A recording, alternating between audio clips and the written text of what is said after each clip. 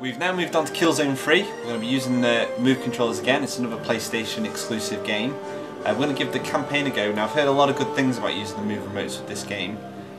So we shall see. It glows Killzone red. It glows red. So we shall see what it's like. We've got it all calibrated up. We're already partway through the campaign. Let's see how it plays.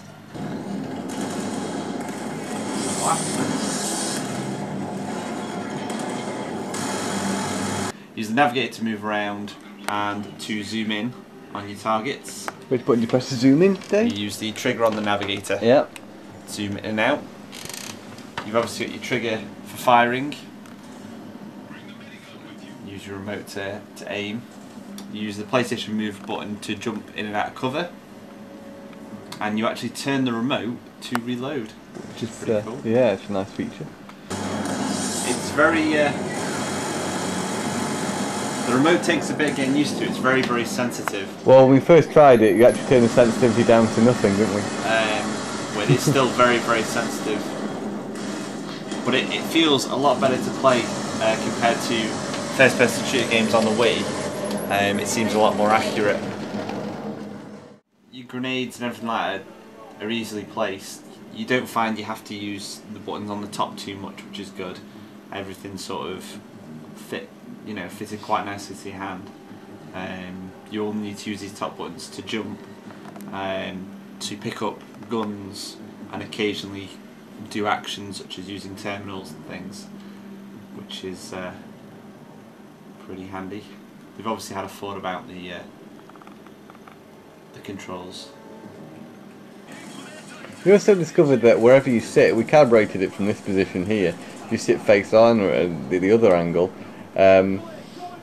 still found that it worked. Of course, we've also put out this, you can buy the sharpshooter gun attachment for this to place your move remote and navigator in. Yes, I think actually that would be quite a bit comfier than this. Not to say this isn't really comfy, but it's an interesting one, that, because on the Wii, I find something like Call of Duty is better played like this rather than in the zapper.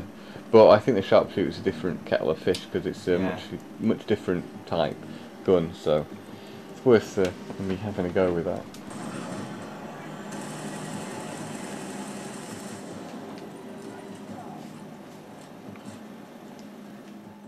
I've heard from customers that when you play this multiplayer, the one you can sort of tell the people who use the move remotes and use it well because they're slightly more accurate and faster at turning. Well, with a DualShock controller. If I have any criticisms with the DualShock controller, it's accuracy on the sticks for aiming. I never find them quite accurate enough. You can't get the same amount of sensitivity out of them as you can, for example, with an Xbox pad.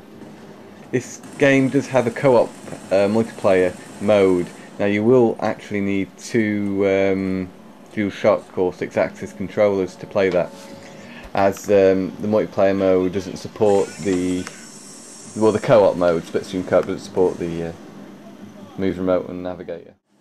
But, this just goes to show that big AAA games can work with the move controller, which has got to be a good thing for Sony. That's a grenade. Yeah, I think just recently you've had this and Little Big Planet, and both those games, as we've seen, have implemented the move controls really well. So it's only a sign of things to come, I think, with the possibility of Uncharted 3 using it as well. Fingers crossed, anyway. As long as it uses it to as good effect as these two we've looked at. I think there's a reasonably bright future for the move controller, which unfortunately hasn't seen too many games as no, late. It's slowed.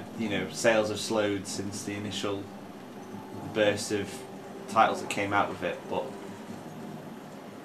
hopefully games like this, like you say, it should be a bright future for the move remote. As long as it keeps getting the support. As long as it keeps getting the support, yeah. While we're sort of playing Killzone, I will just say that as in a world that's full of Call of Duties and dark, grey-like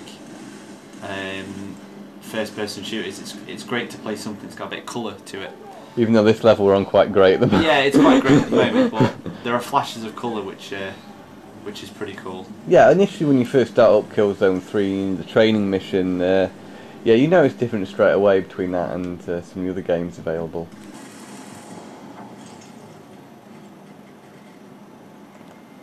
So I had a feeling that I was going to start playing this with the Move remote and think, you know, I've been told a lot of good things, but I thought, you know, it's going to be the kind of game that I'll play this with the Move remote and think, yeah, this is nice, but then revert to playing the rest of the game with the DualShock controller. But thinking about it, you know, I might actually play the rest with the Move controller. Now I'm starting to really get a feel for it. I think I could get used to this. So I think that's a resounding thumbs up for Killzone 3 and its implementation of Move controls. Definitely. That's a thumbs up from me.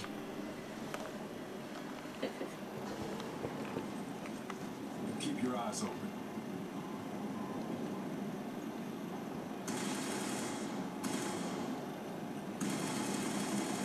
Dave hates baths.